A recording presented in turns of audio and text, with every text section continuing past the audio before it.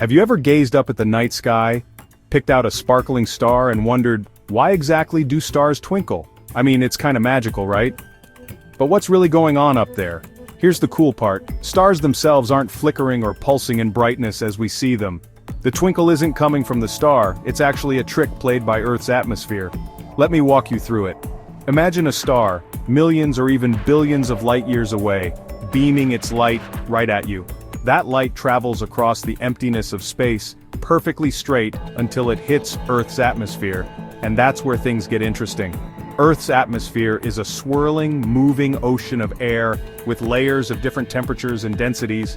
Think of it like looking through a wavy window or peering at something underwater. As starlight slips through these shifting layers, the air bends the light ever so slightly, over and over again. This constant bending and shifting makes the star's light wiggle and dance by the time it reaches your eyes. That's what causes stars to twinkle, a phenomenon called scintillation. The effect gets even stronger when you look at stars closer to the horizon. Why? Because that starlight is passing through a thicker slice of atmosphere at more of an angle, so there are more opportunities for the light to get bent around. Now here's a tip for all you backyard astronomers. Planets don't twinkle the way stars do. Planets are much closer to us and show up as tiny disks, not pinpoints like stars. Their light spreads out just enough that the atmospheric distortions kind of even out before they hit your eyes. So when you see a steady, bright object in the sky, especially if it's not flickering, it's probably a planet like Venus or Jupiter. If it's twinkling, you're most likely looking at a distant star. You might also notice more twinkling on warm nights or when you're in the city. Rising heat from roads and rooftops stirs up the air, creating even more turbulence and, you guessed it, even more twinkling. That's why the world's best observatories are usually built on tall mountains or in deserts, far from heat sources and air pollution.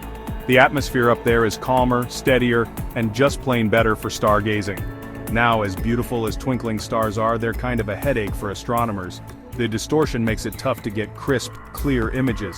That's why modern telescopes use adaptive optics, fancy tech that flexes the telescope's mirrors in real time to cancel out the atmospheric wobble.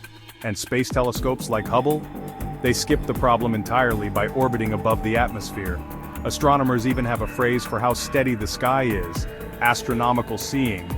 Good seeing means less twinkle, sharper stars, and better science. It's literally measured in arcseconds. A smaller number means a steadier sky. And here's a fun fact to finish: stars only twinkle from Earth. If you were floating on the International Space Station or standing on the moon, stars would shine steady and unwavering. No twinkle at all. So next time you spot those sparkling dots above, just remember, it's our own lively atmosphere giving the universe a little extra shimmer.